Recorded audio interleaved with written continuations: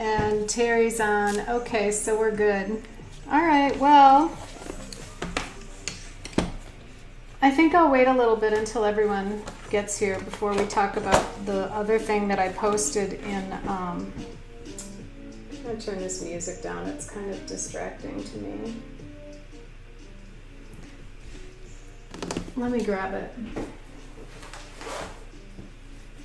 So on Facebook, I posted this painting.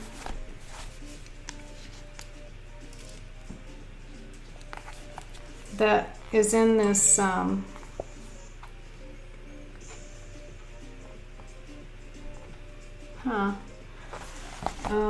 hold on a second. My friend is having a little trouble getting on.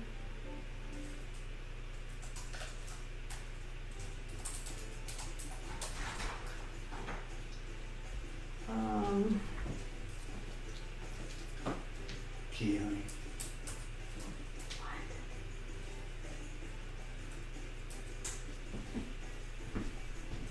You don't have a key? Okay. How can that be, Mr. Joe?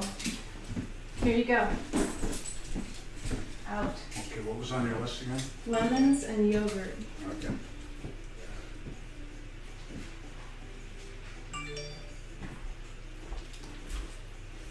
YouTube Live. Hold on, I gotta get somebody my stream key. Oh wait, not the stream key, but YouTube.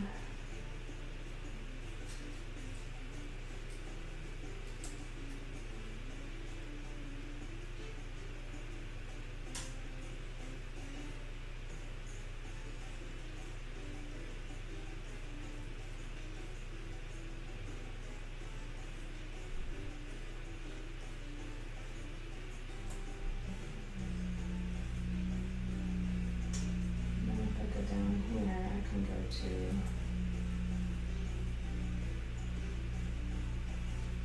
to. Okay, so she thought it was in Facebook, but it's on YouTube today.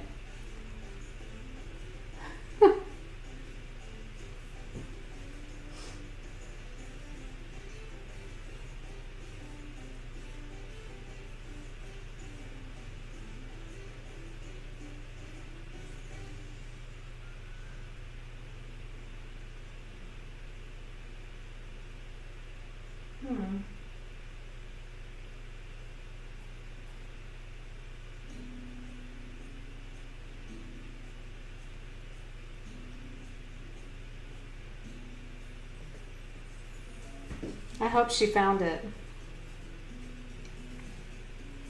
Hey, we have Paulina here. Oh, there's Sherry. Okay, good. Sherry, I'm glad you found it. Yay! Sherry is my friend from Virginia, and I met her when I went up there to take Nicholas Simmons' watercolor class, his workshop.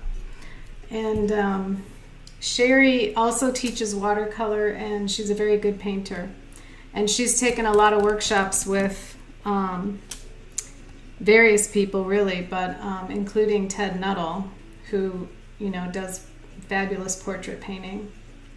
So anyway, well, on our Facebook group page, on our Sketchbook Sunday watercolor group, I posted this painting that's in this Chinese watercolor book that I got from Nick Simmons. He had a bunch of copies of these things that he'd gotten in China and on his various trips, and I love this kind of painting, so I bought this little one from him. But anyway, in here was what I thought was a really good example of some of the things that you need to pay attention to. So watercolor painting is, you know, it's a lot of different things, but it is also about designing. You know, picking up that brush and painting and using techniques is one thing, but knowing how to design the painting is, you know, actually even more important, because without a good design, no matter what techniques you use, you can end up with, you know, a kind of a painting that doesn't read right, it's dismal, it doesn't work. And this one I thought was really interesting because we get to see the photograph here of the scene, which is really ordinary. There's a huge deer walking through my backyard right now. It's really ordinary. And so, you know, how did he come up with this beautiful painting from that ordinary sketch? And one of the things he did was, number one, is he made a very expressive drawing. And he also saved he made the white shape of the center of interest here obviously bigger and more direct. And you can see that white shape clearly. And so your eye knows what it's looking at. And then while he drew this shape, very interesting, and I drew a sketch of this so that we can see it better. But then he went in, so he drew very interesting shapes that interlock. Then he went in and put his darks in first and made that very dramatic. And then he simplified the mountain shapes in the back to just some mid-tone colors. Well, they dried, very mid-tone-ish. There's a little bit of variation in color, but I just thought that was such a fabulous example of how somebody could design a painting that ended up to be so expressive from a really boring photo. So, where's my sketchbook?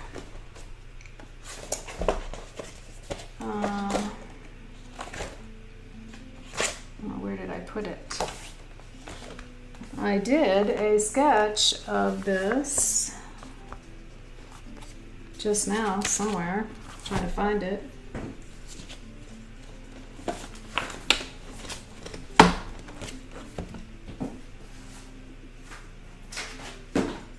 think I put it over here.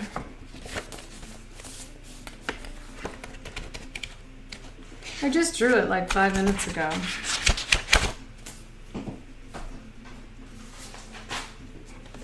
Maybe I put it in this sketchbook. No.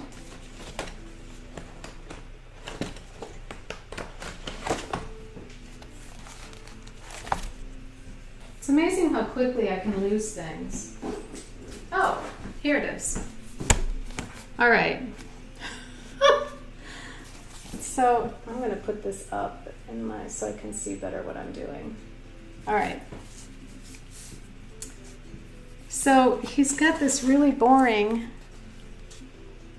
That's the reference photo. Now, if you squint your eyes, you can see the dark lines, or the dark shapes. But as far as, I mean, even though I have the photo in front of me, you can't really see what's going on. So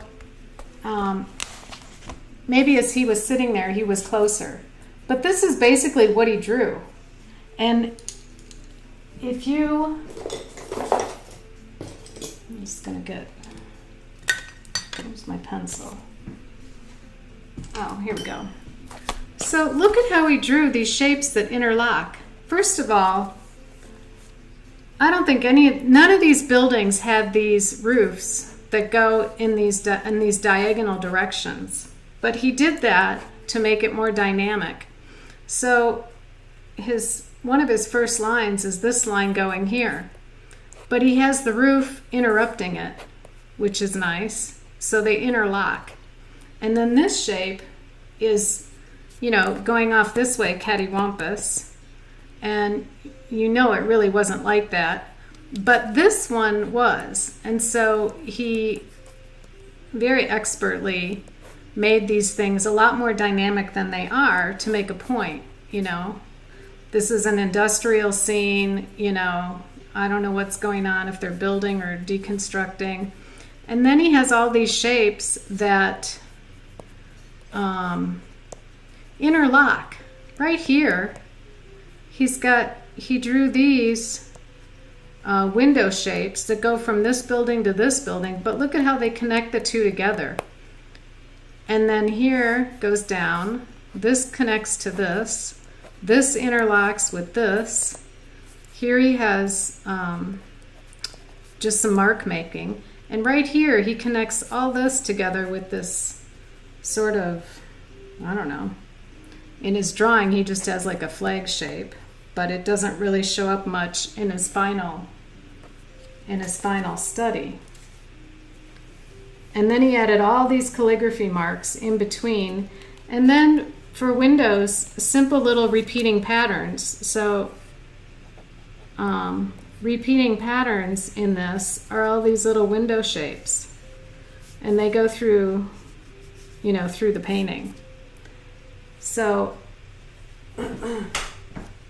think about what your center of interest is and how you're gonna, if that's what your painting is about, you have to blow it up and put it in there to make it work in the,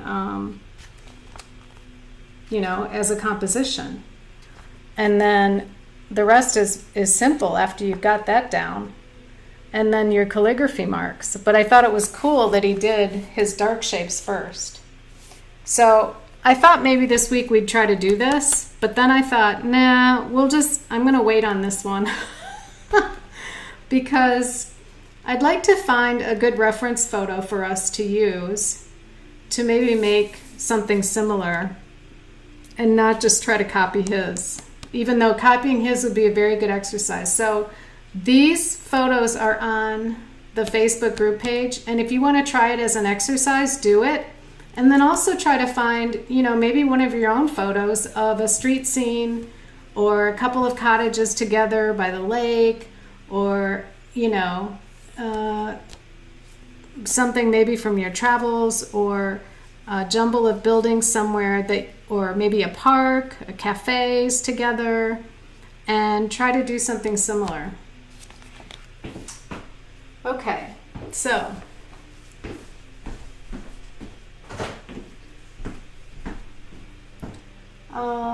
let me look quick at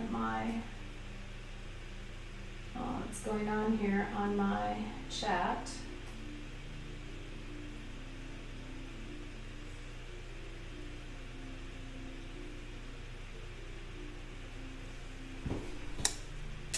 So how was everyone's weekend? Are we doing good so far? What did I do this week? I went Friday night to my friend's opening of her show. And that's in Apex, North Carolina. Elliot, I should have called you to go with me, but I know you usually have plans on the weekends on it was Friday night, and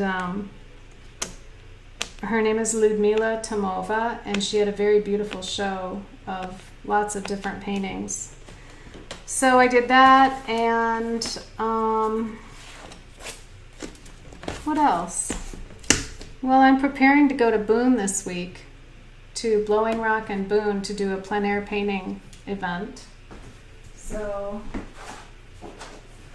that should be exciting. Now, what did I do with my other sketchbook? Oh, I think it's in here. So today I thought we would do this little Tuscan thing from Photographs of Tuscany. And I did a little bit of sketchbook work, nothing too. So I posted these on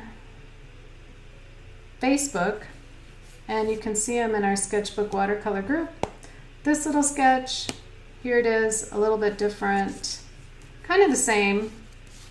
But you know, if I leave out a window or don't add all the windows or whatever, it's no big deal. It's just, look at it as big shapes and the olive trees.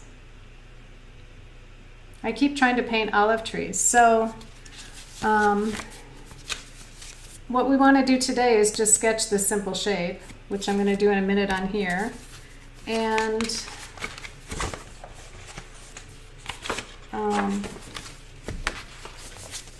I've done a few little studies of olive trees here that the beginner students, I think, can easily practice these.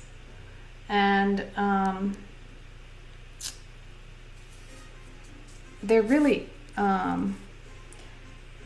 what I did was I just Googled like olive tree images and then practice making little bits and pieces. But we're going to do these in our main painting. We're going to probably do them a little more expressive though, like this. But if you want to practice a simplified version, you can do something like this one.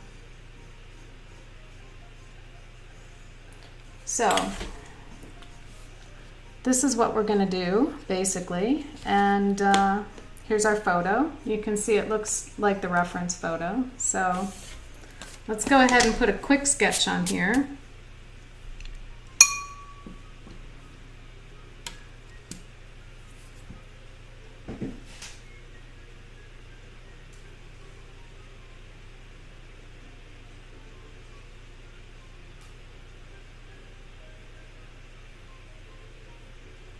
Ooh, Tom's here.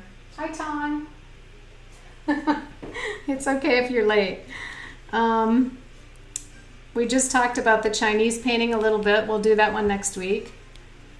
Or one similar to that maybe next week. And today we're going to do the this little Tuscan scene. So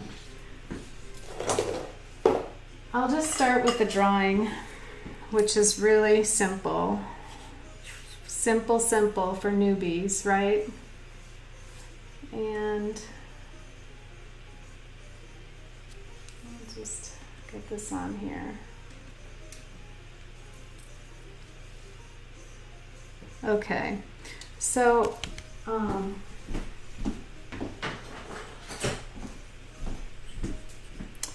you don't have to do it this size. You can just do it in your sketchbook like I've done. My sketchbook is about 10 by 7.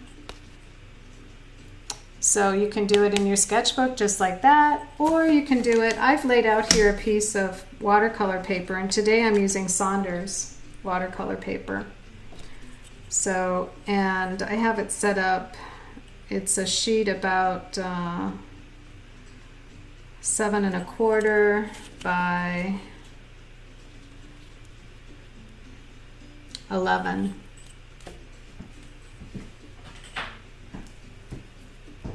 But you don't have to do it exactly the same size. Just do whatever feels good. Okay, feels good to you. And that can be sketchbook study too. I think in this one I'll put this larger building first. And I kind of like the way it runs off the page a little bit on top. So,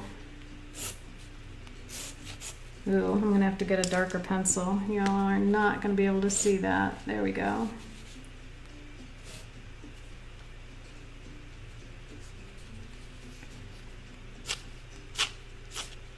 Just pull this down a little bit here, and I'll look at my sketch here.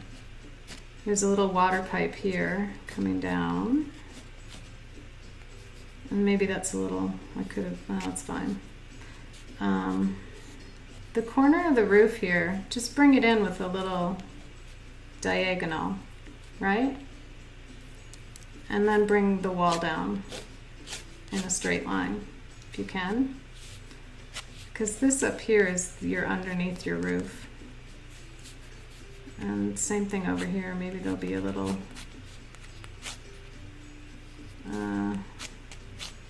maybe there.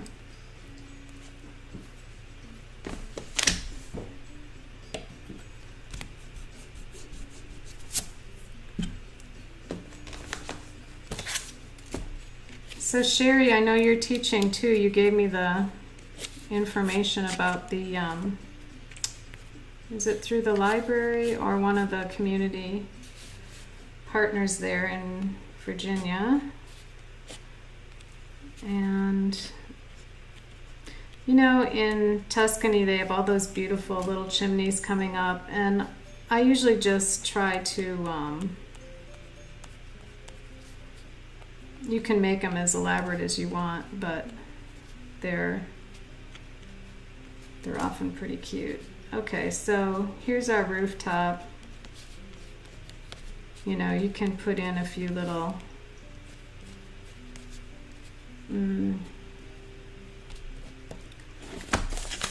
these sort of Tuscan roof shapes if you want on the top of them. You know how they go. I just put a few like this up here because we're looking up under the roof. Really, doesn't matter. You don't need to get into that much detail. Okay, so over here there's a little window. I'll put a shutter there on it, a few lines. And this one here, I think instead of doing, you know, the drawing has 3 windows across, which is maybe a little bit much.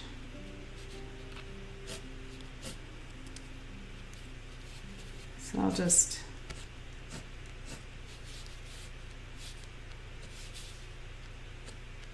put the window in there like that. There's a little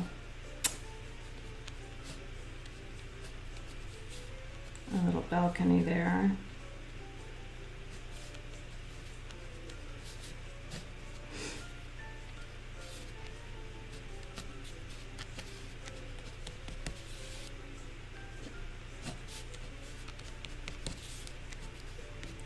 These windows, shutters, you can kind of give them a shape as if they're open, you know, where you make it a diagonal up there and then a diagonal here, and they appear to be, you know, like flung open, like a door. My balcony is a little bit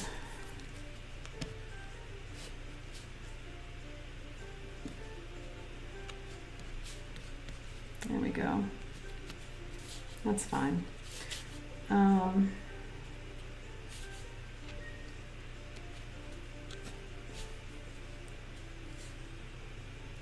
Over here we'll just put an indication of,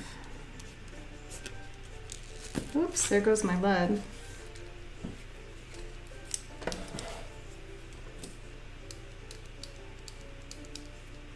Do I have another one in there? There we go.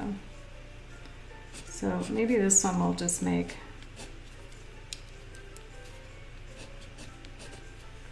this one is lots softer.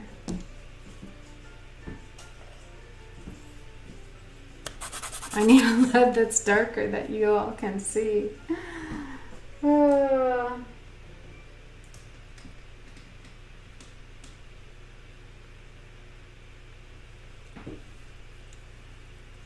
Sometimes my screen goes out of focus, and if it does, just let me know. Okay. Find a darker pencil there, that'll work better.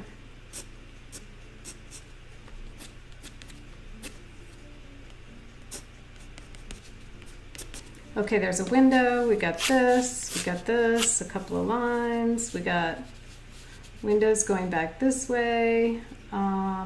Maybe I'll make these ones. Well, we'll just put a window here. I want you to really just have fun with this and not worry too much about what is happening. Okay, so here I'm going to put our, well, should I do one more window? That's a very big window there. Maybe I'll do 2 smaller windows here.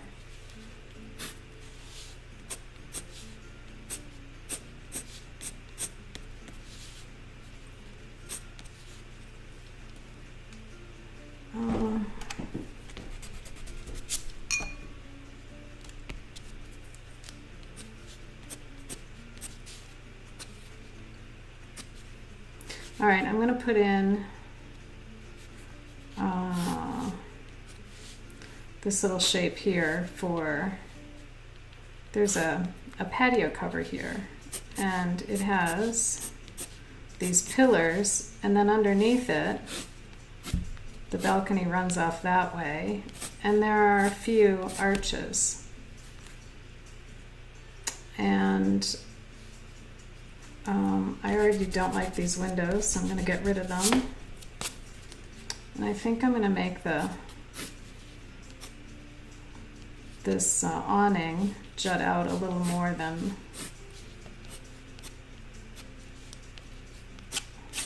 because why not? I can. And I think I'll put the windows up here a little bit higher. And we've got this, and over here maybe there's a you know, a balcony on this side too, where there's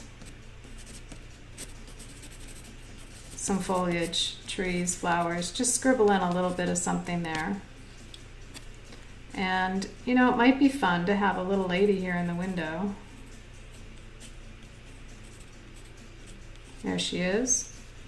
And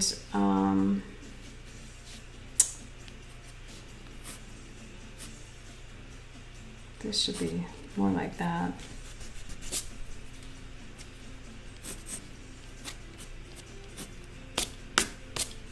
And then over here we'll do a few more windows coming down here. Just shutters. Don't worry about it. Nothing difficult. It's just rectangles and squares. And then our olive trees. So the olive trees, make them at, you know, kind of diagonals. And I want you to just put the structure in. So these are just do a diagonal line and a crooked V with crookedness to it. That's all you need to indicate those trees.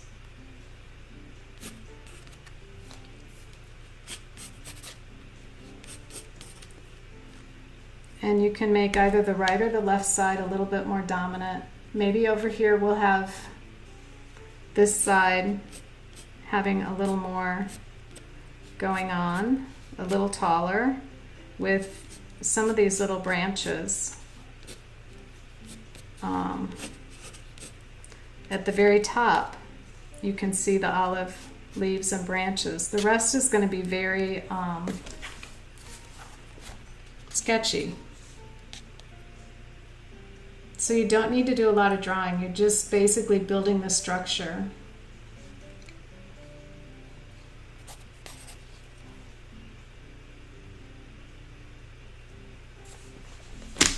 And that's how I did it.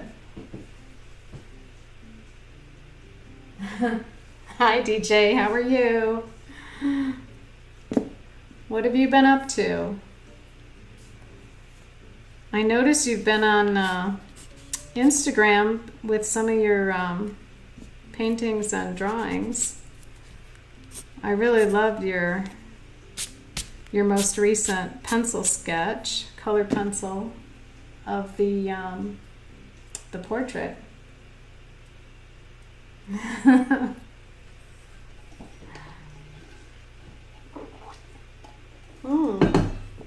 Oh good, Sherry sent me a picture. Let's see what you're doing, Sherry. This has got to be a little bit boring for you. Oh wow, look at that. Well, she's a very accomplished artist and a good teacher too, so Sherry, your drawing's amazing. You knocked it out of the park, and I don't know if everybody can see it. I want to make it bigger, but I'm having trouble figuring out how to do that.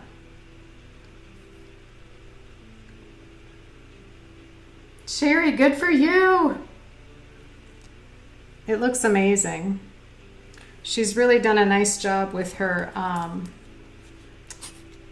framing out Oh, you love being here. Oh, I'm so happy. I'm glad. You know, we don't get to see each other because you're up in Virginia, but, you know, maybe we'll do a workshop together. And like the one you recommended yesterday, possibly. If I'm in town, I can't commit right yet, but I do want to do it. So anyway, so I wish I could blow this up bigger to show you her drawing close up. Do you see how nicely she's done that patio? Oh wait, now it's getting blurry. Wait. Well, anyway, she's done it. From the photo reference, she's done it very, very well, and I've just done it very sketchy. She says, "Never mind." I know. Okay. Well, anyway, so we're gonna do it pretty sketchy. How does everyone have their drawing done, or do you need more time?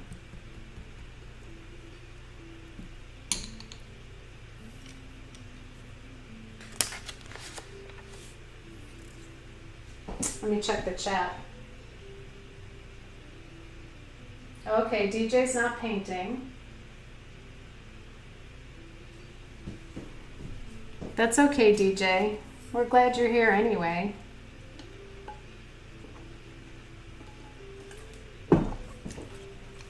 Just paint.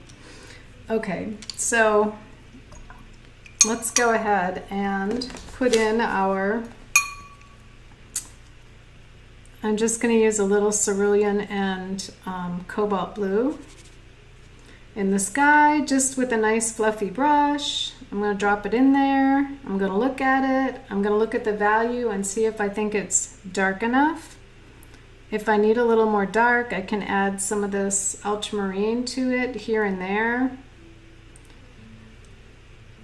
which I think will be pretty because of the dark shapes I'm going to put in for those olives. And that's all I'm going to do for the sky. Pretty simple. And just remember, it's going to dry lighter, so you can do it, you can put in a little bit more pigment and kind of look at it and say, is that the way I want it to look for the sky?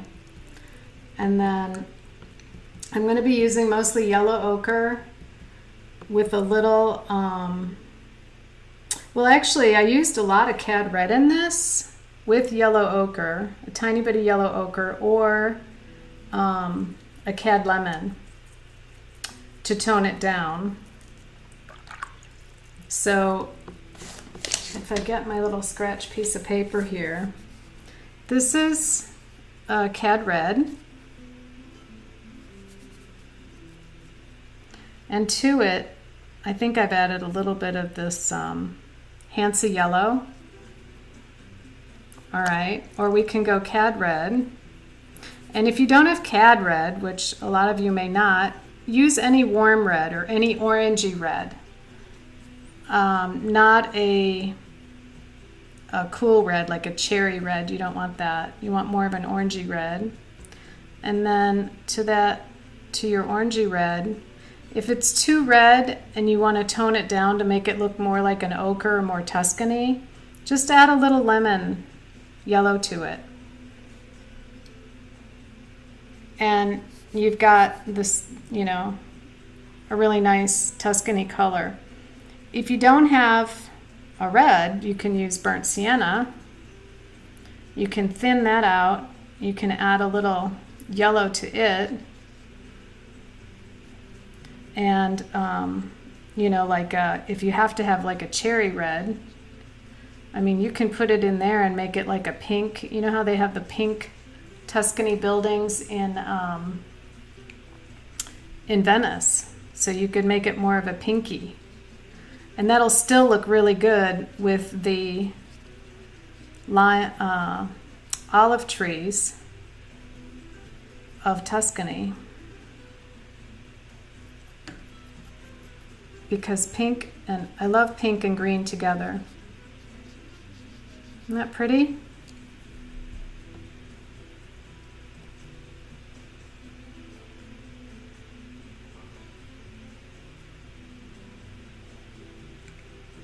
And this is drying really pretty, this alizarin crimson or permanent crimson, whatever your pinky red looks like. So I'm just going to go ahead and mix up a little yellow ochre here. I'm going to add a tiny bit of red to it. And just start putting that in. A nice wash. Nice light wash. I'm going to paint around the windows for now. As you get down to where these olive tree leaves are, leave the white space around. Okay? I like some white highlights around these trees. Because this one we're doing kind of sketchy like. So save your whites. And here we'll do a little, I'm going to drag that across there pretty fast. Just to get a little bit of texture there. If you drag the brush fast on rough paper, you get that kind of look. Now, I don't really need that look there, I just did it to show you, but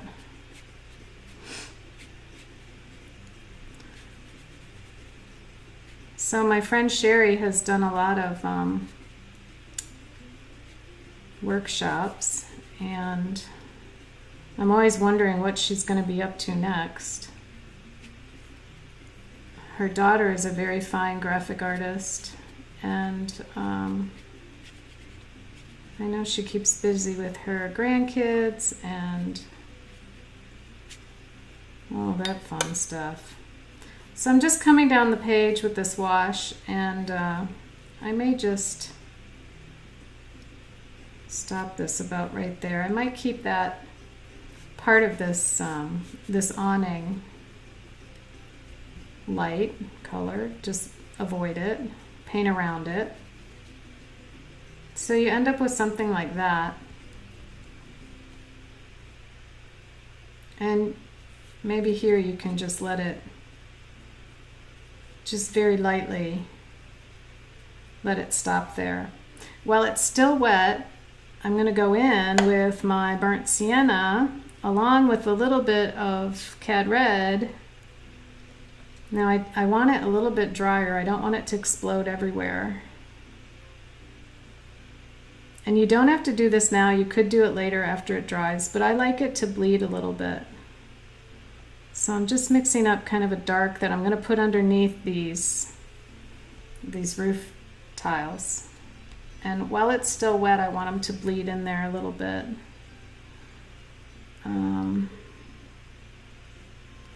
A little more burnt sienna.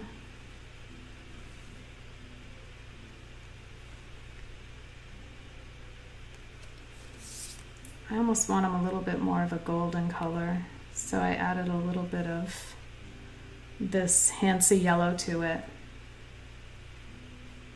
And you can do a few dry brush marks up there like that.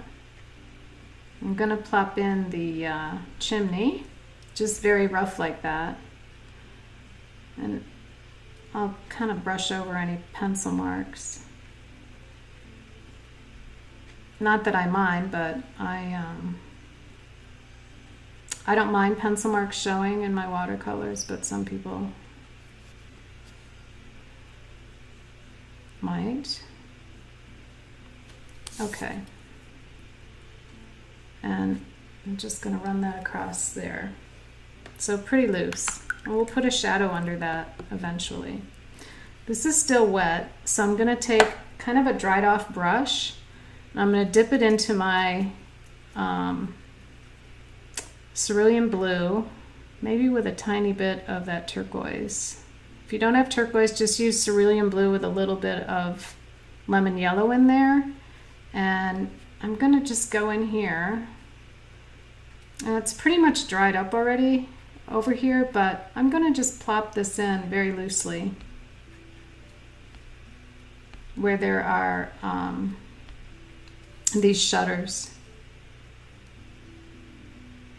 And I'll do it kind of in a light fashion here.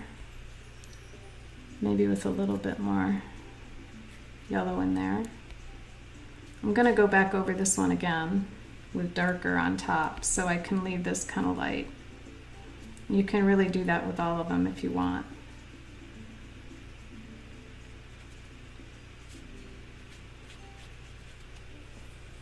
So then it can bleed in a little bit.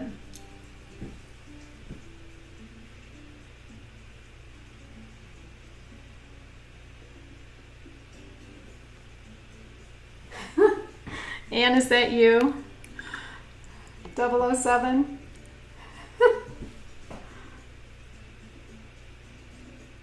How soon I forget everybody's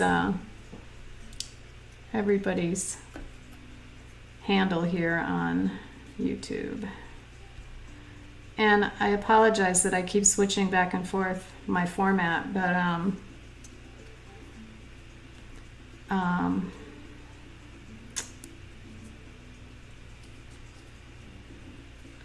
I think what I probably will do is I'll keep Sketchbook Sunday, but I'm just not sure. I like to be able to interact with you when we are doing Zoom, so I'm kind of conflicted.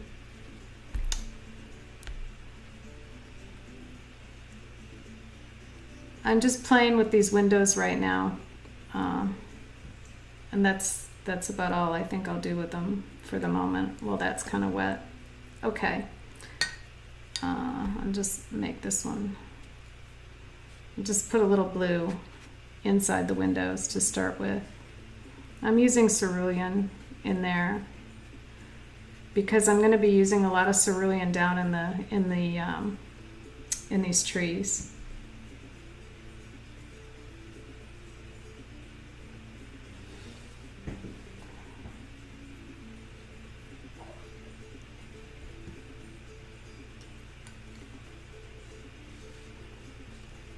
And I'll slow it down here for a second and take a sip of water so anybody who's new to painting can kind of take a breather and catch up a little bit.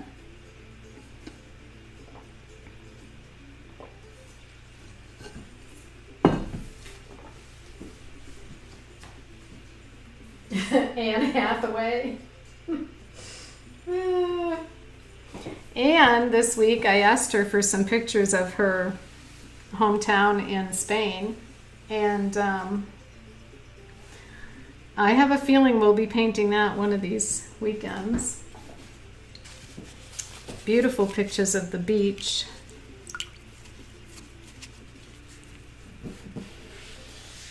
And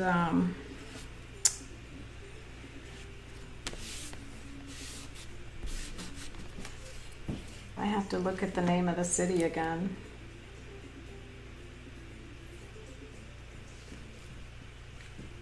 Oh, I knew what I was going to tell you all.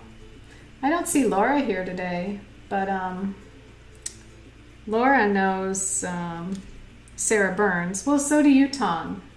So on Saturday morning, while I was in here kind of doing my work, Sarah does a paint-along once a month, and she's a streamer on Twitch, but she also does a lot of other things. She has Skillshare classes, and she's on YouTube. She has a lot of stuff on YouTube. And Sarah is a prolific artist, and she does digital painting, acrylic painting, oil painting, watercolor painting, sketching, digital painting, everything. And so this Saturday's paint-along was a gouache paint-along. And so I did it along with her while she was doing it. And where did I put my painting that I did?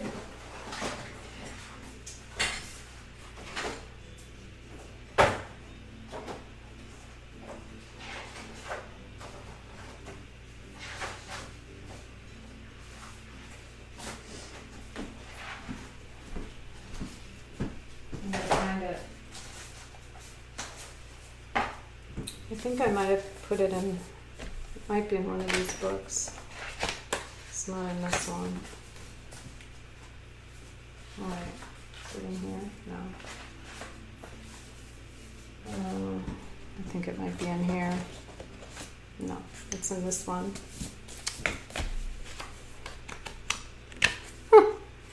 I have sketchbook overload here, people. Sketchbook overload.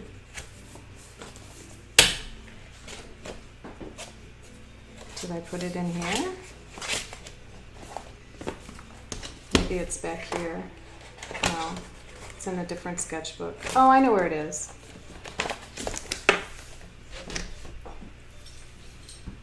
If I can find it.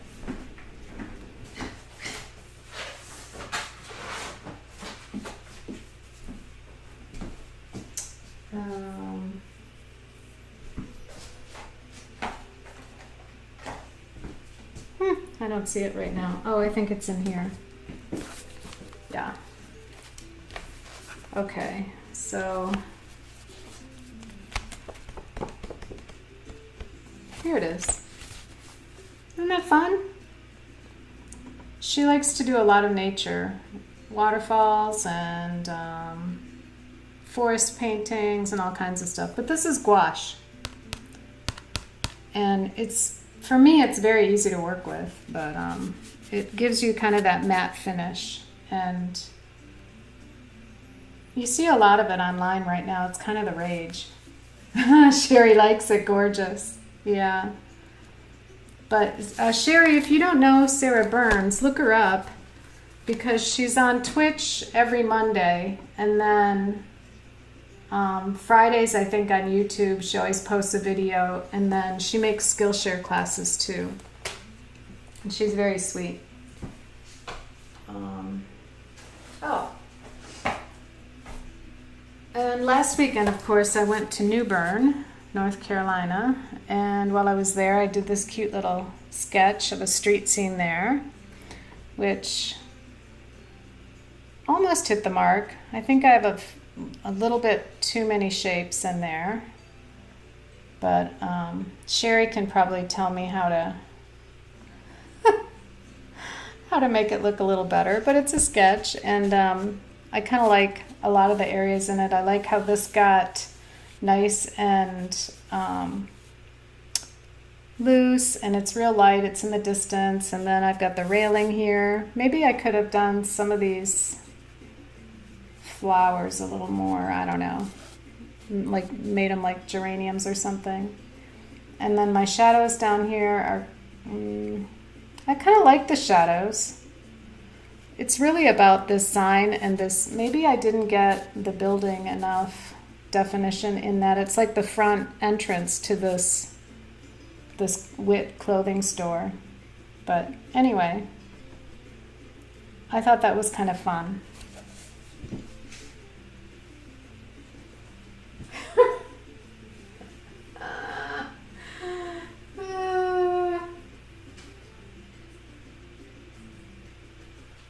Oh, you did catch up. Okay.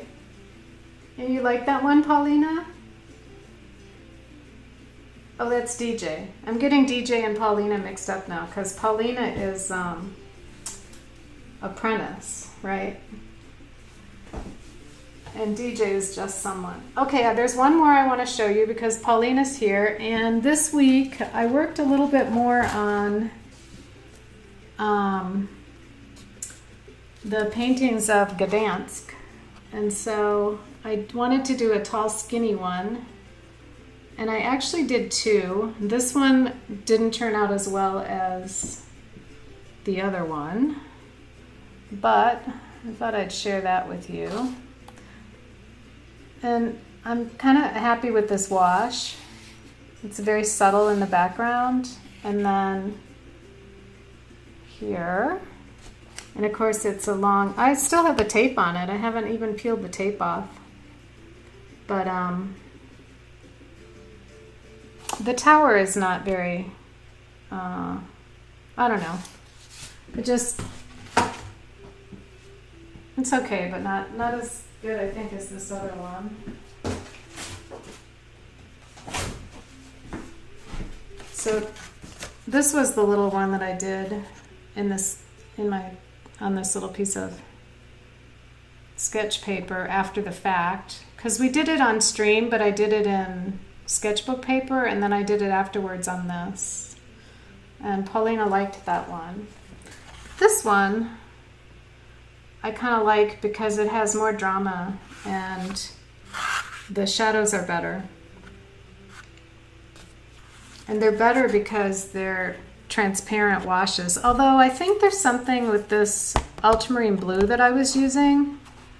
I'm not sure I like it. Maybe it's just, I don't know.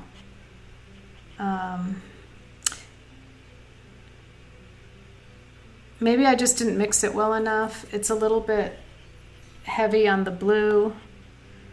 It's granulating, which is okay, but I don't know. Something in the texture I just didn't like. This is on Arches paper, but I don't know if you can see. See if I hold it up close? It's not like a real smooth wash, which it doesn't have to be. It's just, it looks a little bit dead. So, you know, maybe I mixed too many colors together there. And I usually just use, you know, the yellow ochre in the background and then burnt sienna and ultramarine. But maybe what happened is I got a little bit of something else in there. I don't know. It looks a tiny bit muddy. And I think if I did it again next time, I would tone down this orange color on here too, and I'd make it more yellow ochre-y, more neutral, like that one.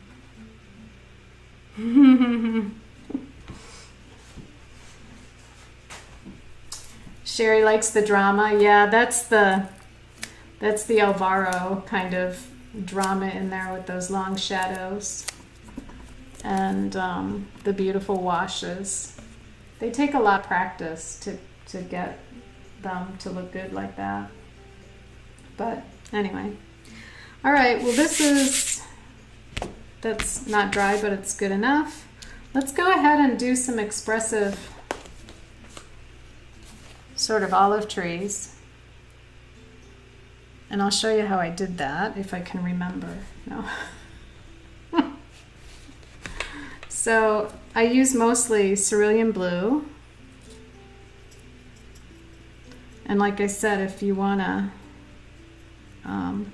mix it with a little bit of turquoise or a tiny bit of lemon yellow in there, just so it's not pure cerulean blue, you could add a tiny bit of I'm just gonna kind of go dab my brush, sweep it up, down, around, and just put in a light wash of that. Not everywhere, mostly up here where the trees on top are starting to leaf out, you know, where like you can start to see some branches. And I may pull a few branches up like this. And then I want to vary the colors, so I'm going to add a little bit more of kind of a medium green, which I'm going to mix up with the ultramarine blue right here and some lemon yellow. And I'm going to plop ooh, that's too bright. So knock it down. You can add a tiny bit of burnt sienna to that to knock it down a little bit. And just want a tiny bit of that here and there. And maybe with even a little bit more burnt sienna. I don't want it everywhere. I kind of want you to just put it in as if it's like branches, sort of. Sparse branches.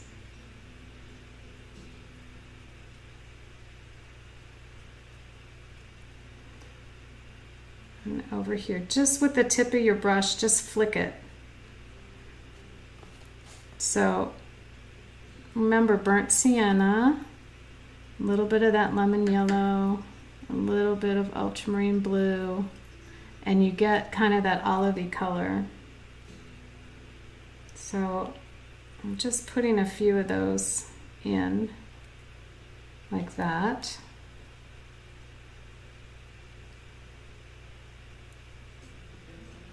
We're going to be adding more dark, so don't get carried away with too many lines.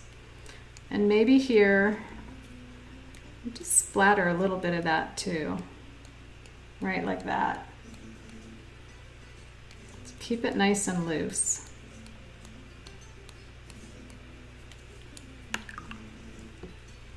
And then as I come down the page,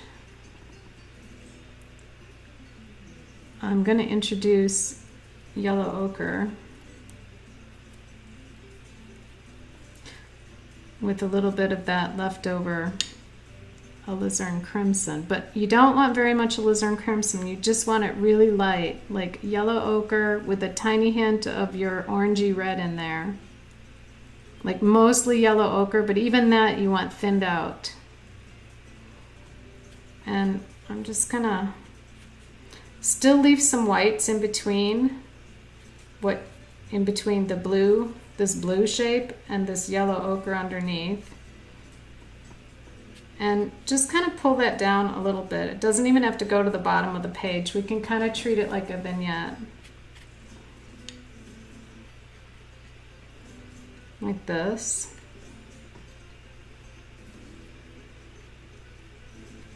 Sherry, you've been doing your classes on Zoom, I think.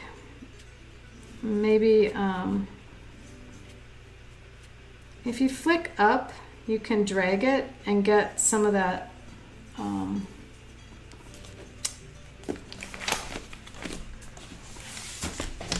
like a dry brush line, just by like flicking it up like that.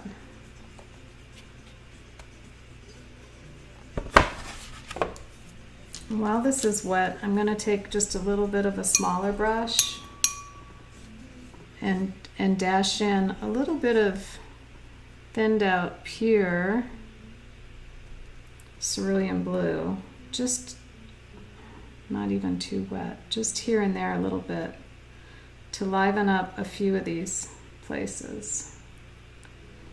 And maybe I'm even going to add a little bit of lemon yellow to that to make kind of a brighter little bit of blue in there.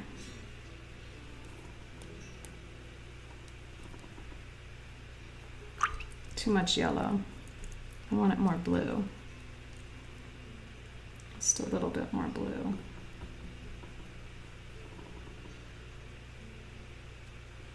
There I go. See how this cerulean blue here is just a little bit more, just adding it a little bit more here and there.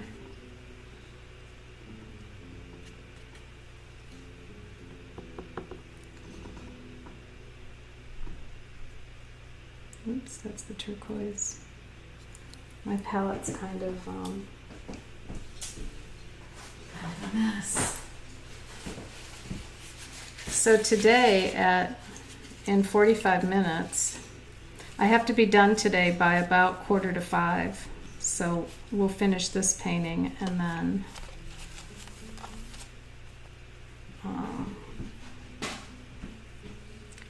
I'll have to stop the stream. Here's my cerulean blue, so you can see it on my palette. And in a few places, I want that popping up a little bit more there.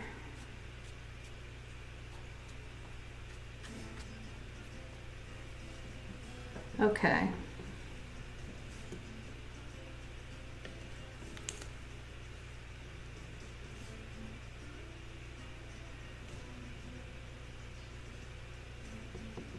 And I think down here towards the bottom of the page, I'll just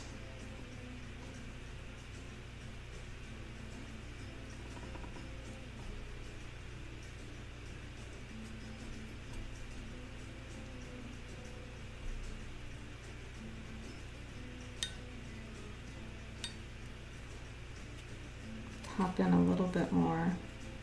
I'm mixing a little bit of the burnt sienna with the yellow ochre and the cad red that I have there, just very thinly to this bottom area. Just going to start indicating a few little branches and things.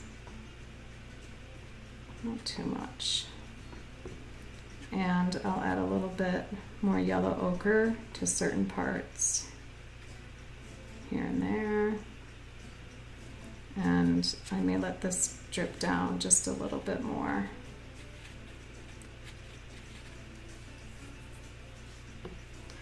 I kind of want the shapes to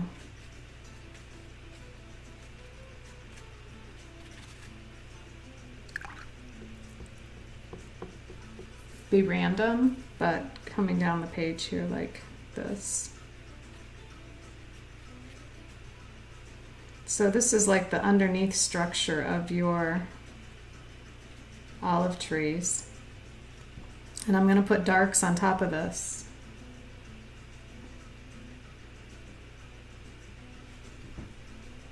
So while that's drying, I'm going to go in here and darken up my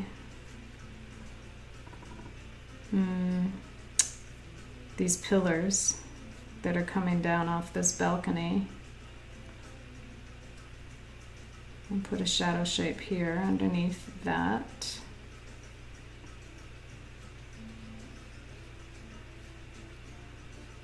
And this is just the cerulean blue with the leftover burnt sienna on my brush. So it's kind of a dull grayish greenish that I'm using there for shadow. If you prefer, you can use ultramarine and a burnt sienna, or ultramarine and the cad red to get a little bit darker shadow if you like. You don't want to mix too many of those colors together or you will get mud, but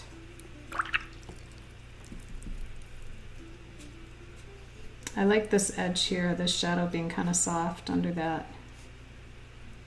this awning.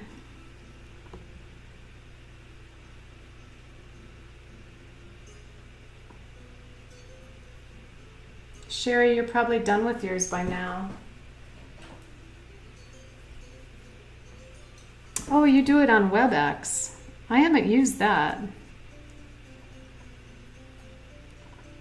You can show me your picture again when you're done, because I know you're probably a little quicker than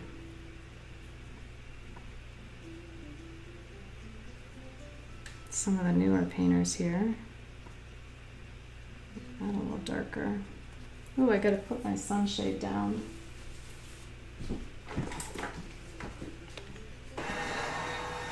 I didn't realize that the sun was coming in over my paper. But it's 4 o'clock in the afternoon here, so we're west facing, and so there the sun is.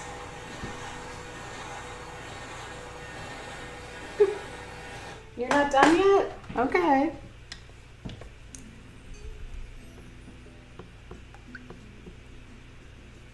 All right. Okay, so I'm gonna put in a little more, a few of these blue little dark shapes here inside underneath this balcony. The shapes can be kind of random.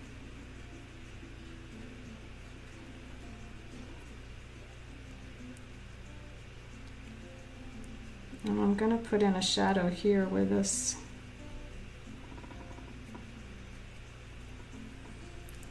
little archway is under there. Don't make all three of them the same though, like that one lighter. So you can even put it in and then take a little out with a damp brush. And this one I might put a little bit of burnt sienna back there.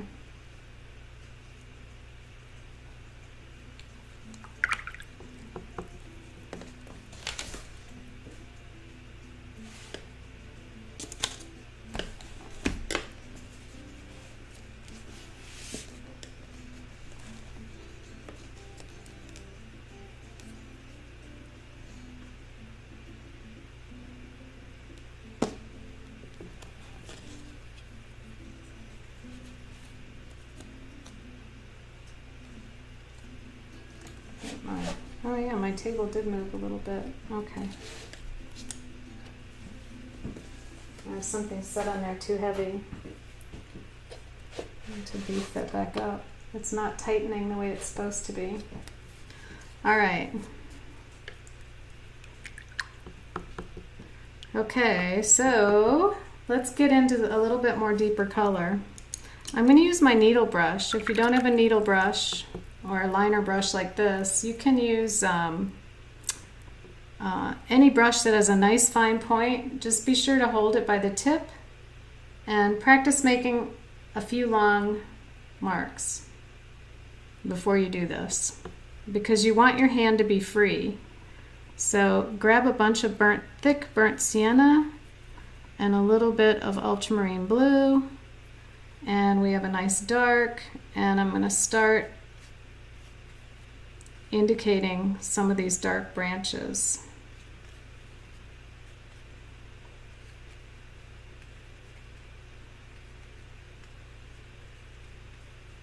And I'm just zigzagging and dragging the brush up. It helps if you make a Y shape with let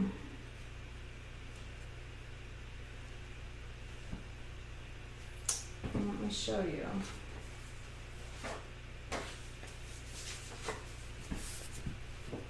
So I never make a tree straight up and down like that. I always make it a little bit off to the diagonal, and then Y shapes that go zigzagging up. Okay? Now I know I'm holding the brush like that, but if you want it to be more expressive, hold it at the end of your brush this way and let it go.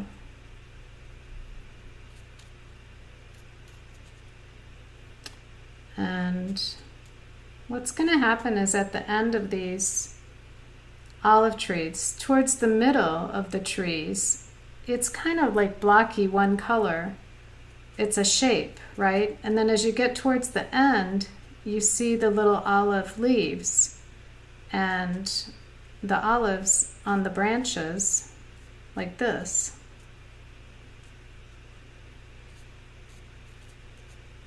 And the leaves sort of alternate like that. And then also you can put in little dots here and there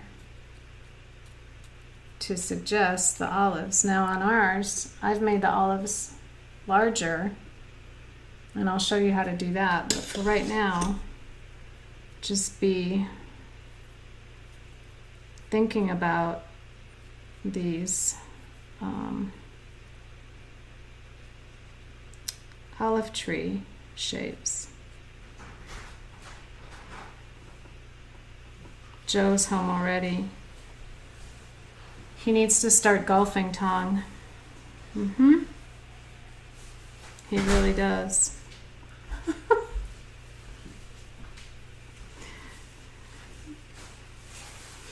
All right. And while I do that, I'm going to take this dark paint that I have and put it around these. I'm going to start putting in dark accents now on the painting.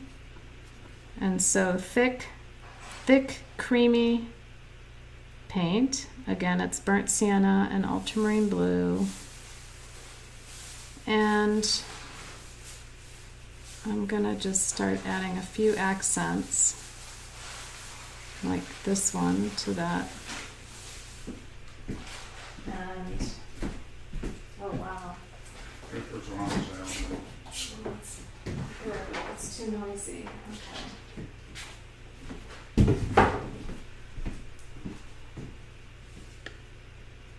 So try to make your branches interesting and flick so you get a nice dry brush.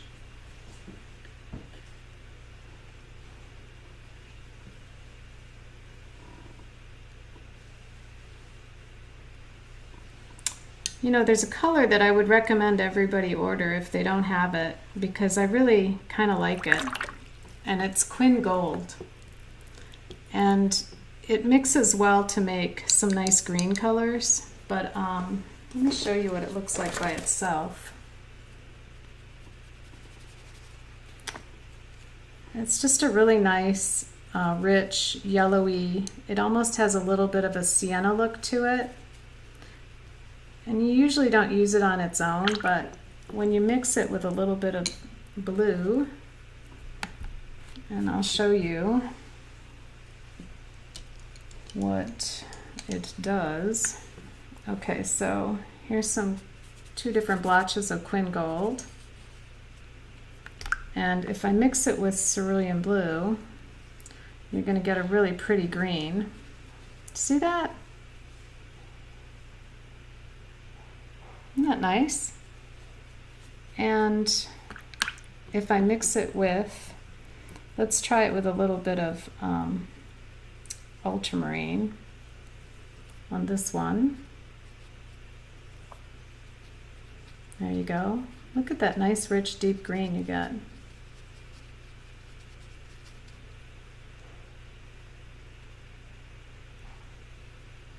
And I'm going to run a bead of water in there just to let it drip, do drippy things. And maybe I'll even splatter on it a little bit.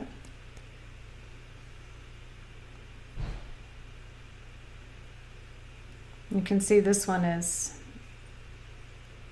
drippy and blending together. But I think it's a really useful color, and it can be nice in these Tuscan scenes, and it especially looks good too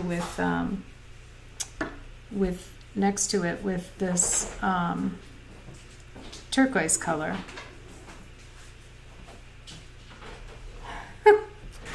So, and if you mix the turquoise and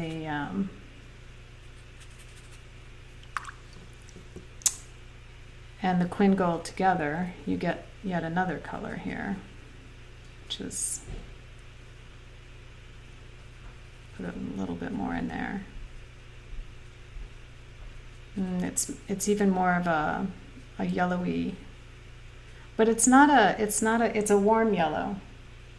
You know, it's not a high key yellow. So I really like it. And also on Saturdays, I think every Saturday, Graham Berry has been doing a watercolor demo on Facebook. And Graham Berry uses that, excuse me, I gotta get a drink. He uses a lot of Quin Gold in his paintings. In fact, his palette, where did I put?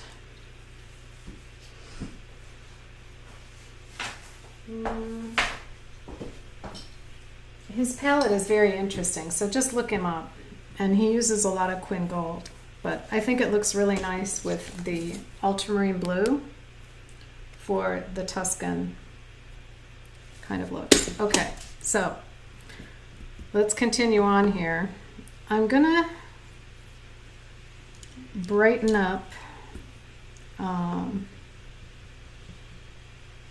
some of the tops of these little olive leaves by mixing up some of that yellow, which has turned into a green here in my palette. In fact, I kind of like that green. It's basically lemon yellow mixed with cerulean blue. I can turn it a little more blue, a little more green just by mixing them together. I'm gonna splatter a little bit more of that in there and also over here. And then I want to splatter in a little bit of pure cerulean blue. just because I want a little bit of brightness in there before I start putting in my olives. Okay. Oh, a little bit of splatter.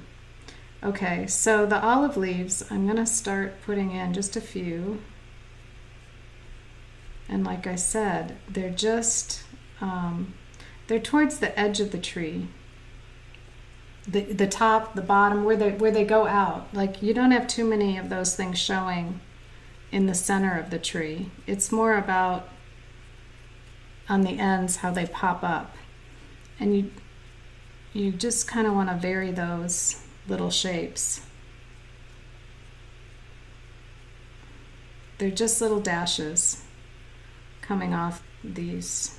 And so there's a few there.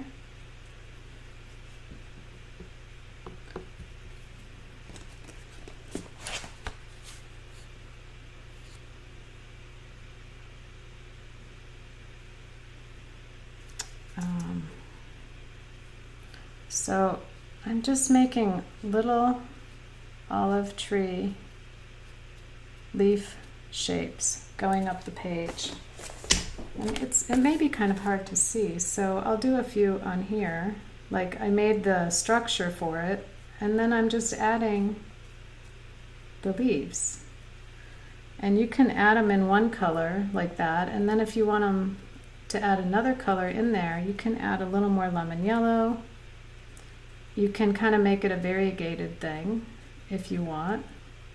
And they don't all have to be the same color.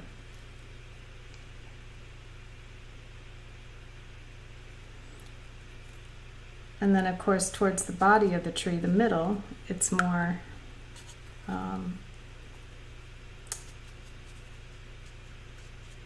it's more of a shape that's all one. It's not so much. In fact, maybe I'll put a little of that Queen Gold in there.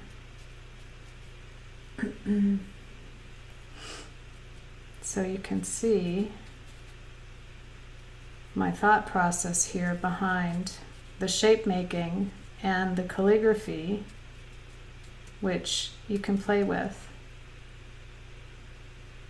I hope that's making sense. Is that making sense to everyone? So I'm building this whole kind of idea up over here. And so, I'm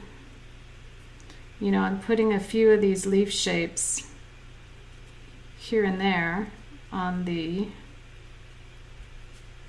this study towards the edge of the trees. That's where you're going to see the detail and the larger overall shape in the middle, which I'm now going to add more darks, more burnt sienna with ultramarine, and I'm going to dot in some of these olives, just a few here and there.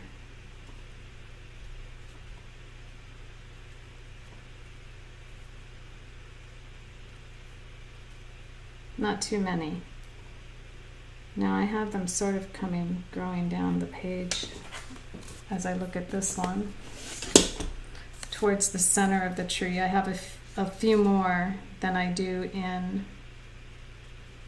other places. And at the same time, I think the center of my painting needs a little bit more dark blue, so I'm going to add some ultramarine, and I'll add a tiny bit of green up to that to tone it down. Then I'm going to drop it in here to darken up the center of my tree. So, isn't that fun?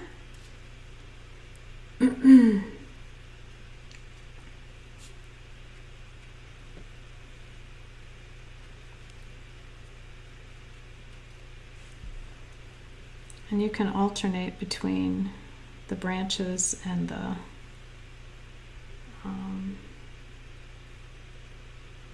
In fact, if you want, you can darken some of the branches with that ultramarine blue and then kind of let it smear around in there and get kind of atmospheric, or some soft edges in the center of the tree. And notice how this shape here is, it's kind of all massed together, because what I did was I took that blue and I just dropped it in there on top like that. And maybe a little bit of cerulean around there. And then I can splatter it to let it get loose. And I can push and pull it around, but I'm not covering up exactly everything. I want it to be just a loose dark in the center of the tree. And I actually like a little bit of that quin gold under there, or you can use, your red, or your red mixed with your Hansa yellow here, or your permanent yellow deep, whatever you've got. Just mix up kind of a golden color. So this right here, right now, I'm using the permanent yellow deep, or Hansa yellow, with a tiny bit of cad orange, and to tone it down, a little bit of burnt sienna. And you come up with something that looks kind of like, and if you thin it out a little with water, you get a nice goldish orangey color. So just because you don't have the quin gold that I'm talking about, you can still add a goldish warm color into these trees to make it work. And I'm going to splatter a little bit of that over here. And I can splatter that gold right into the blue that I've just put there. And make a few dots and dashes.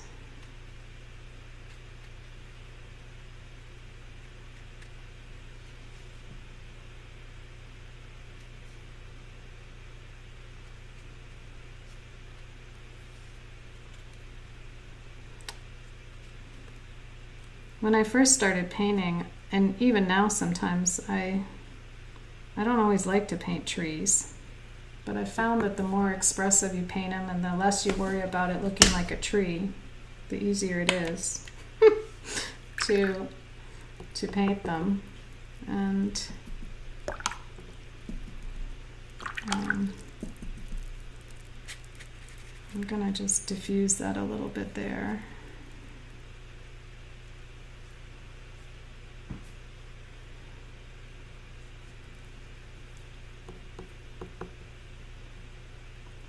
I think I'm going to add a few more little olives, maybe just a couple, with the blue and burnt sienna. How are you doing, Sherry? I'm excited to see your painting. I have a neighbor down the street whose name is also Sherry, and she likes to go plein air painting with me. In fact, she just got laid off from her job, so now she'll be able to go more. She wants to go more, she said.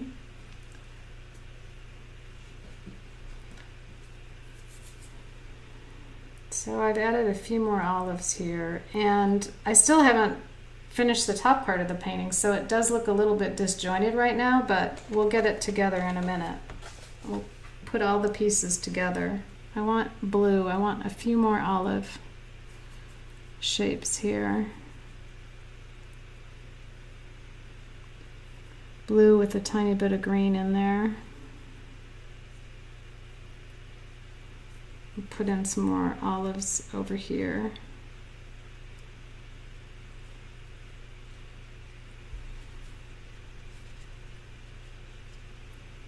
Maybe along the stem of this, the inside of that tree.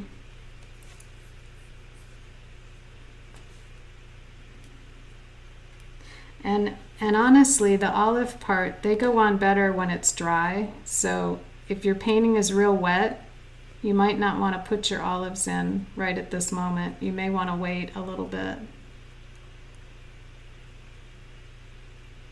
because it's going to turn muddy with all of that other stuff in there if you try to put them all in right now. Okay, so now I'm going to just do put in a few darks on my windows. I'm using that real thick dark, just what I have on my brush. And up here was a balcony with a few green shapes. I don't know what I'm going to do with that yet. I'm not drawing every little window pane and everything. I'm just scattering along here and there. Like, you don't want to be nitpicky on this.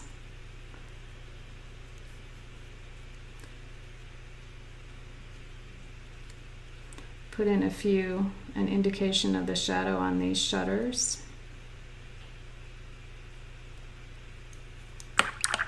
And in some cases I just did like a line like that to indicate a shutter. This is supposed to be a fast, fun little sketchy sort of painting, so all right.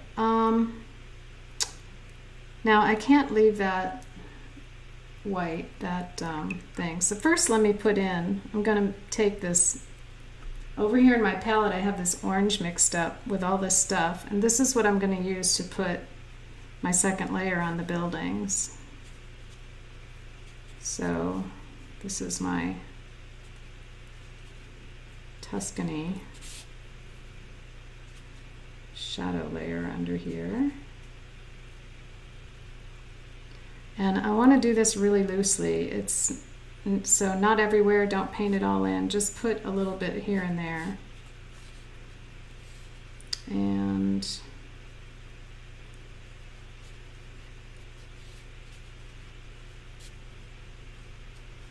over here we'll just run it around the building there like that. And maybe towards where this awning is, I'll make it a little more intense right there. And also around these olive tree shapes up here.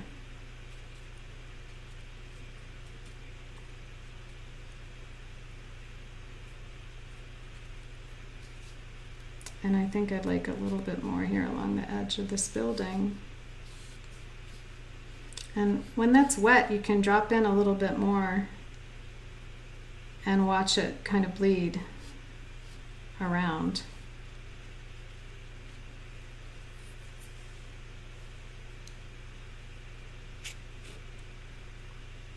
And if you want to do a little dry brush, just drag your brush or flick it, and you'll get some dry brush edges. I think under this balcony here I'll add a little bit of burnt sienna just to give that a little definition.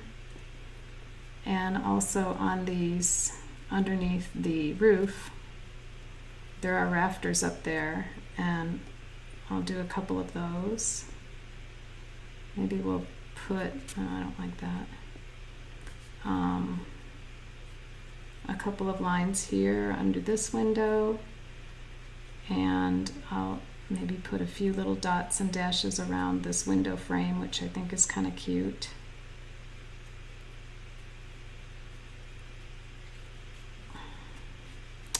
And a few horizontal lines here and there.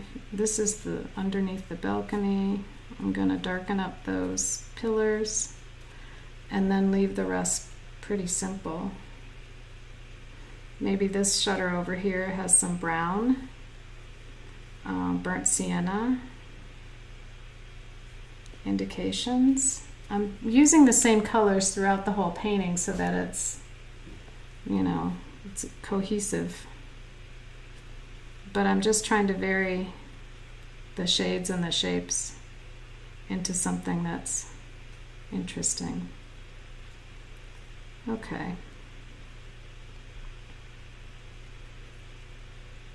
So Sherry, is there a reason well, probably because you're working with the library and community center, but WebEx instead of Zoom. Are they the same thing but just different?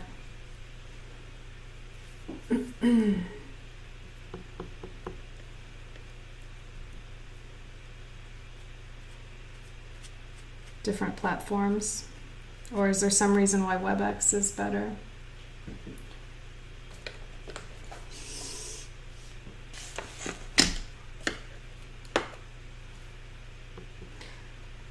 Okay, my awning, I think I'll just put a little shadow across it. And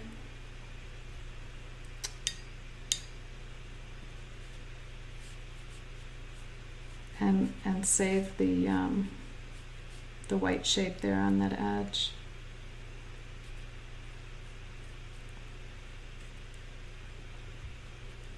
Maybe I'll put a little blue. Oh, that's enough.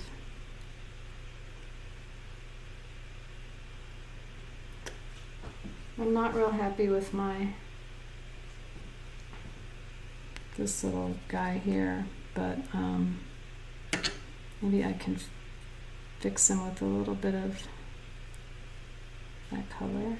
So I just picked up a tiny bit of turquoise. We'll use cerulean and lemon yellow, which I need to refill.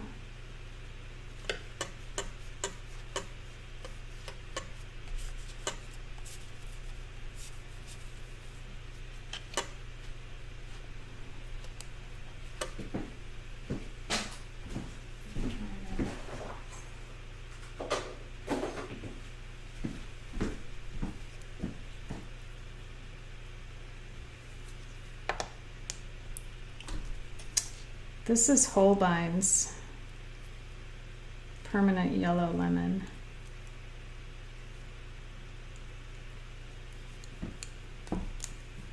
Now that I've added that, I want to make my window shadows deeper, so I'm just going to grab ultramarine blue.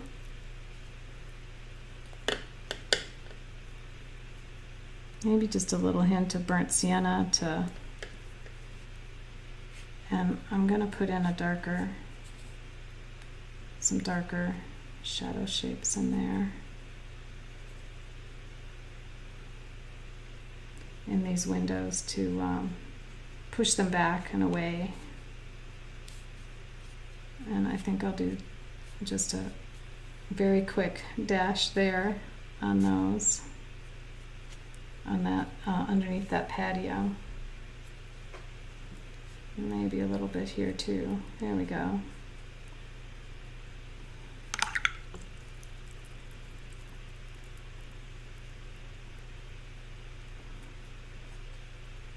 I think I'd like this awning to be a little brighter, so I'm going in with the cad red.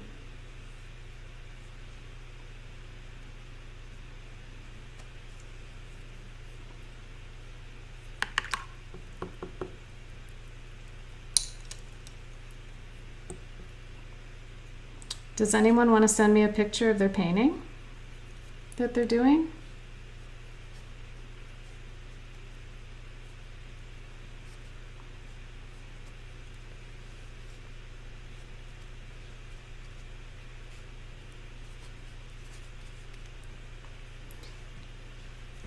I may drop in a few splatters of my orangey color down in here into these trees.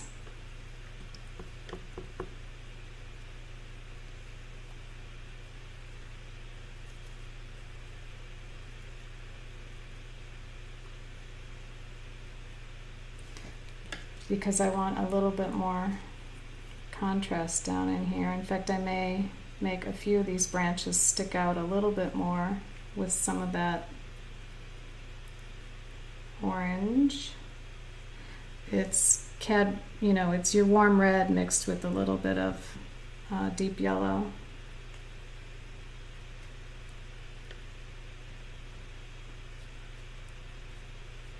I'll add a little bit of that to those balconies, and also I'm going to add a little bit to my patio here.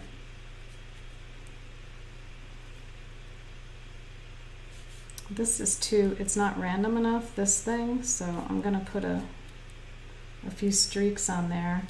A straight white line is always boring. Any straight line is pretty boring. So try to mix them in with, don't make them perfect.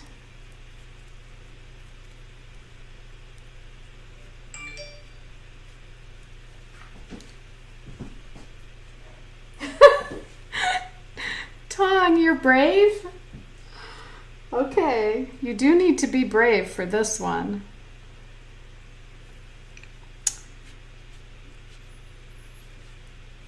Let's see it, Tong. I'm gonna put this little pipe that's going down the side of the building. I'm gonna draw that in there. And there is another balcony up here, which I'm adding a few lines. I don't want to outline everything, but just a little bit here and there. And if you put them in and they look too stiff or straight, just go in with a little damp brush and mess them up.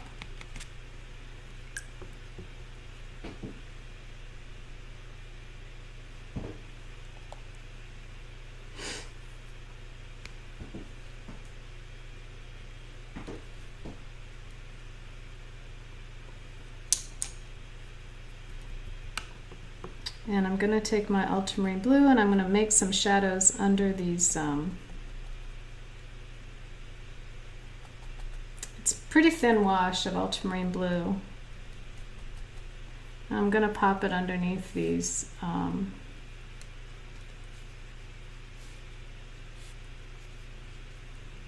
rooftops. You can see it there. Maybe along here, a little bit of that blue shadow to knock some of that white back. You don't want a big, huge block of just plain old white when you're painting.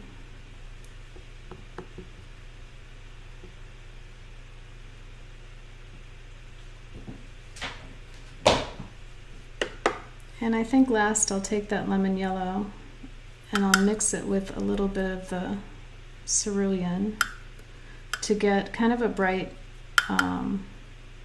you can see this green I'm mixing up is really light, limey kind of green. And I'm gonna dot that in here and there in my olive trees. Just right towards the center here. Just a few. I've used a lot of splatter on this one along those white edges with the cerulean, and that's really pretty. I haven't gotten quite the same effect here. I don't think I left enough white shape there in the middle, so my bad. My bad. But, so this one looks nicer, I think. It's more expressive.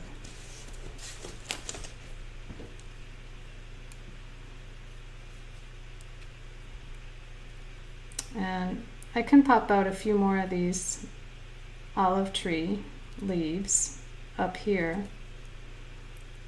And maybe I'll try to pop in a couple here where I do have some whites. And I can link that to a branch that's maybe coming this way. So darken up a branch and lead it to a space where you can, put in a few nice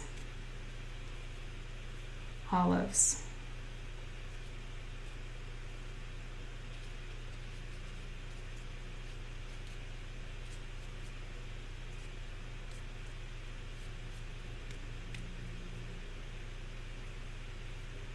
And right here I need something, maybe just going right off into there with a few olives on it.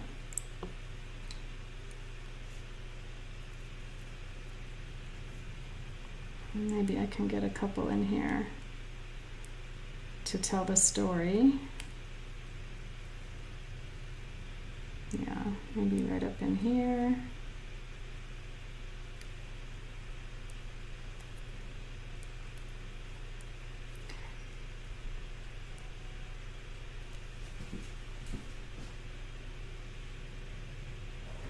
Oh, let's see it, Sherry. Oh, look at her beautiful painting. Oh, look at Sherry, it's wonderful. Very nice. Excellent. Post that on our Facebook page so everyone can see it and get a nice view of it. Really nice. Really, really nice. And of course my phone is saturating the colors a little bit, but look at how beautiful.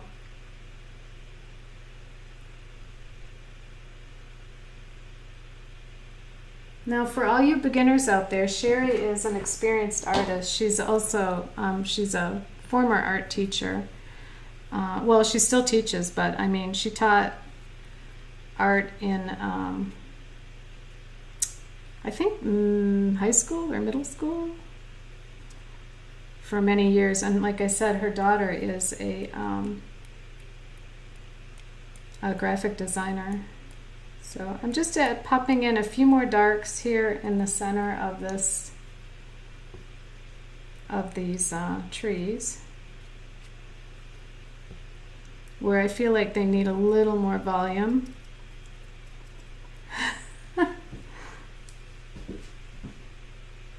Oh, and Elliot says she loves doing this. Good. Yeah, Elliot, I meant to try to get a hold of our other friend Sherry down the street, our neighbor, and get her involved today, but I didn't quite do it. Didn't quite get it done, but I think she would enjoy it too. Although she really likes oil painting and well, she likes watercolor too. I don't know if it's her passion. I think she's you know, when she struggles with it. Now here I'm putting in a little bit more bold cerulean blue that's contaminated with other things on my palette, just to define that tree a little more, and in places here and there, so get a little more volume in there. Sherry, I'm so happy that you stopped by today. When is your class that's online, and can anyone join, or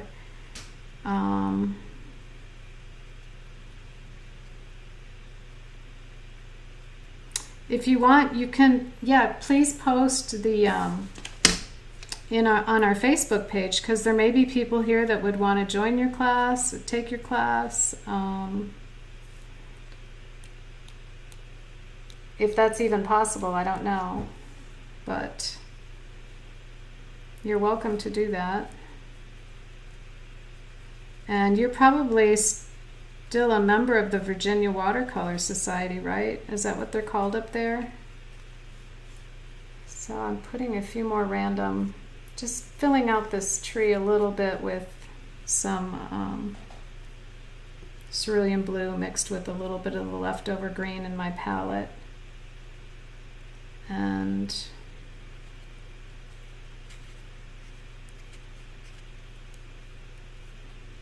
some of these shutters I'll darken up a little bit more.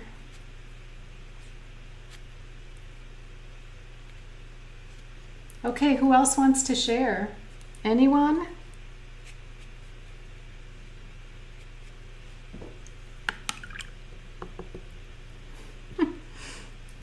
And I think down in here I'll add just a little bit of, I should have maybe done this before while this was still wet, but I'll incorporate a little bit of some of that light green yellow mix down in here on top of the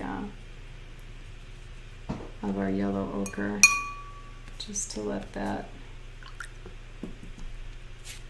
give that another layer of something interesting. And then at the very bottom of the page, all I did was on one side and I made this little calligraphic, just a few, it's like a weed that's down in the picture in the grass. So it's just got little leaves and a little calligraphy there. So if you want a little something, if you need something on the bottom of your page to fill it in, and I didn't even make this very dark, it's just really,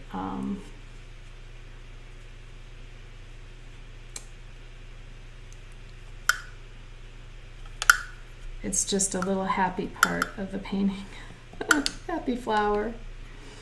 So, and I'm gonna just make little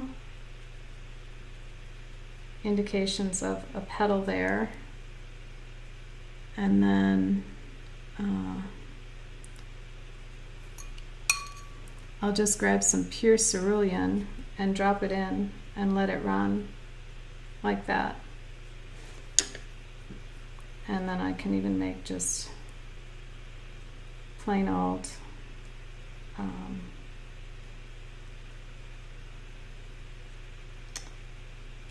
let that run up into there. Maybe I'll make another one going like that. Drop in a few leaves. And another little fun element in the painting. Maybe a tiny bit of splatter. And then a signature on the right side on the bottom. Sherry, did you do yours on watercolor paper or in a sketchbook?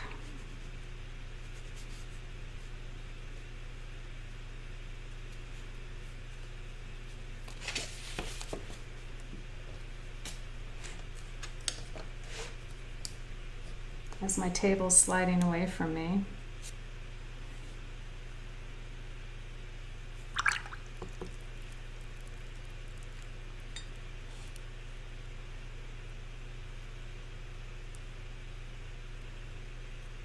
Let's get my ultramarine here. A little bit of this. DJ, are you still with us or did you run off? I know for you and Paulina it's late in Poland and India, so I'm not surprised if you're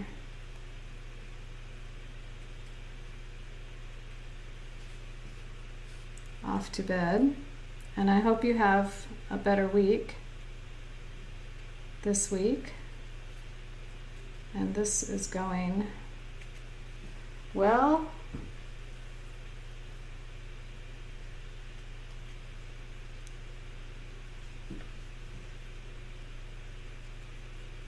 I'm trying to add a few more olives, a few more darks into there. Because I feel like it's not quite, there's not enough dark value in the middle there. I need a little more mass. And it, I risk getting it muddy and going too far, but I feel like it needs some more emphasis in here. And I'm trying to just add a few more darks to make something happen.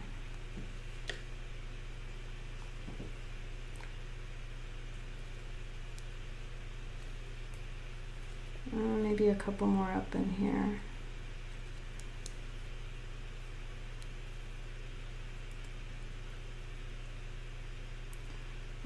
Where's that green? Here we go. Kind of want it thick paint.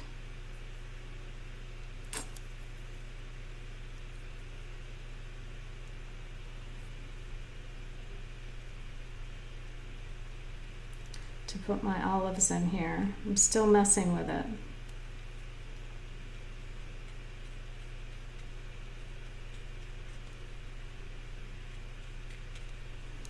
So what time is it? Oh my goodness, okay. So actually my time is up today, and usually I can go a little longer, but today I can't. So I'm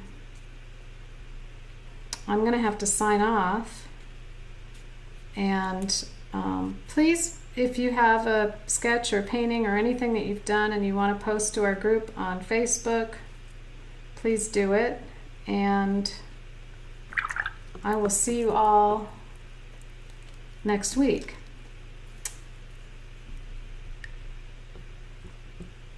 And maybe I'll go ahead and take the tape off. This one.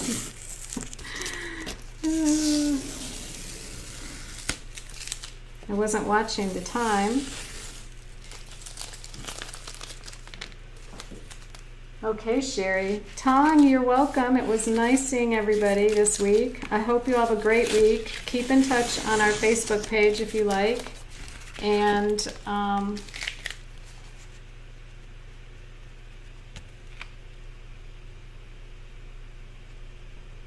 happy painting, everybody.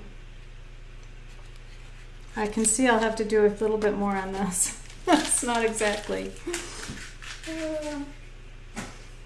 Thanks, Master. Thanks, DJ. Sherry, thanks for the compliment. I feel like I need a little bit. I'm going to shadow out one of these buildings. They're all a little bit too much the same. So we'll put some more shadows on those. And then I'll go ahead and post on Facebook.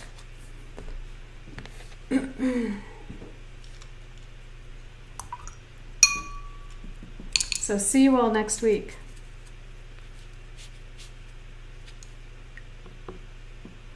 Anne and Terry, adios. Who else is here? Okay. Bye, everybody. Talk to you all soon.